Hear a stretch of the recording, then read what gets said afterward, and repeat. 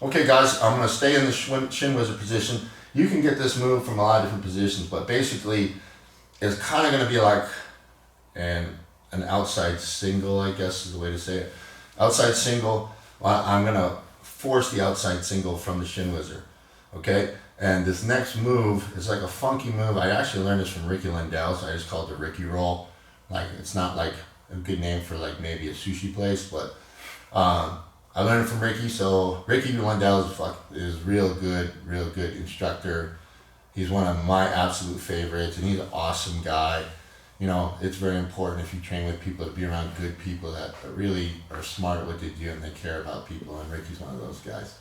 So yeah, I learned this roll. I don't know what he called it, but it's just like a funk roll from basically a top position. So, all right, so I'm gonna be back, once again, Shin Whizzer time. So, and like we didn't get too far into other systems from this guard position, this cross position, but it really doesn't matter what kind of setup you want to do as long as you set up the Shin Whizzer. I've hit Shin Whizzers from back here where a guy's here and I'm in half, and I basically bring my knee in and I bring it up, and now I already lock it. And I already have this lock, I can now start looking for other reversals from here. But my thing is always keep in mind, if I'm on a low shoulder, he could surprise me and pass. So if that's the case, and I want to make sure I win this scramble, I'm going to go ahead and get a good extension out, pop, drag out, and get to this position for my Shin Whizzer. Because right now, most of the time, the first submission I taught you is going to happen instantly. But guys are good and they do some clever stuff. So when I come out now, he's going to stay, he's going to lock his hand, and he's going to try to come in front like before. But now what I'm going to do is a little different. I'm going to give him a good buck of my hips, bump to sprawl his back, and I'm going to force his head to the outside. Now this might be a weird position, but from here, I don't want his hand to go to the double. He goes to the double, it's going to change everything. So when he does that, if he's here, I'm going to lock his arm in place. So you can push down here or just simply pin it. Now from here, I don't want to be leaning over him like I talked before. I want to keep my weight back. And a lot of times I'd be on my toes, but I mean, this guy's had a long day. I don't want to keep jacking him up. All right, he's pretty tough, but I don't want to end up like me all broken down. All right, so I'm here. So I'm still in my anchored position, and I pin his arm. Now what I'm going to do is, as I'm pinning his arm, I'm going to curl my heel to my butt the best I can, which is going to trap his arm around between my calf muscle and my hamstring, and I'm jamming it in. Now from this position, I'm going to make a quick exchange. I'm going to go down, and I'm going to swing my arm, and I'm going to get my arm inside. All right? I want to do this as I roll over my far shoulder here, and I'm going to end up in a submission, and I'll show you a couple variations of it, just a couple. Now from here, I'm going to pin this down and killing my heel up. I'm going to roll, and he's going to roll with me. So as I go here, I curl my leg, my arm goes through, we come over the top, and I'm here. Now I went to the underhook version first, so this is locked up. You can either step, some guys like that for power, other guys like the figure four, and if you really got a good strong leg, you don't need either. But it's always good to secure the limb. Now from here, I always go under the head, okay? And I'm not gonna have to do too much here. I'm gonna put, yeah, he's already tapping. So basically, this is a really brutal submission.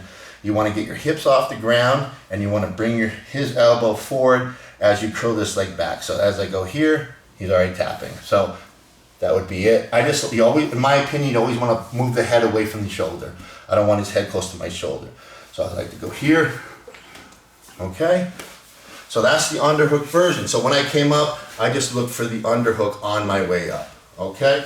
Do that one more time, and then I'll show just the straight headlock version. Okay, so boom, I hit my Shin Whizzer. He tries to square up with me. I give him a little block, bump my hip, force his head to the outside, pull this in and curl. Once I block this arm, I keep this arm pinned so he can't escape and go for his double, and I make a quick exchange. As soon as I make this exchange, I roll. Boom, hit my underhook, come right up. And you can see he's already tapping. You can attack this arm if you want, but I always prefer that head control, and he's already tapping. Okay? That way, if this fails and I miss, And now I'm already getting to a dominant position. The second version is instead of going for the far underhook, I'm just gonna do traditional. I'm just gonna lock his head up and do it like an old school variation, okay? So down at the bottom here, however I'm playing, boom, I'm trying to make it work. He grabs, I drag out. He locks his hands. He goes to square up, make sure my hips get back, give him a bump, okay? He'll still on the old leg, slap the head to the outside, pin the arm and curl it, okay? You'd be surprised. Right now, he has the chance to try to take me down, okay? But I don't let him go to that double, okay? So now I curl, swim, and now I'm just gonna roll, and this time instead for the underhook, I'm gonna go to his head. So as I curl and lift, and I roll, I come up, and I look for his head, and he's already tapping. When you get to this position, pull his head away, hips forward.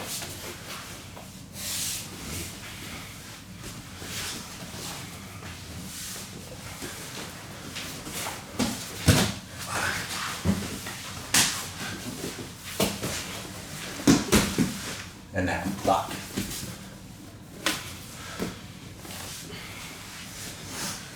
Okay? Now, at any point in this, and I get his head to the outside, and he starts to move, and I don't like this, I can now simply just defend. So if I feel him try to look, and I don't block this in time, and he looks from my far leg, block my hip, and now I got him in my quarter, and I get on top. Okay? So, if you feel like you have bad control when you're doing this, it's okay. The only problem is defend your leg, get your leg back.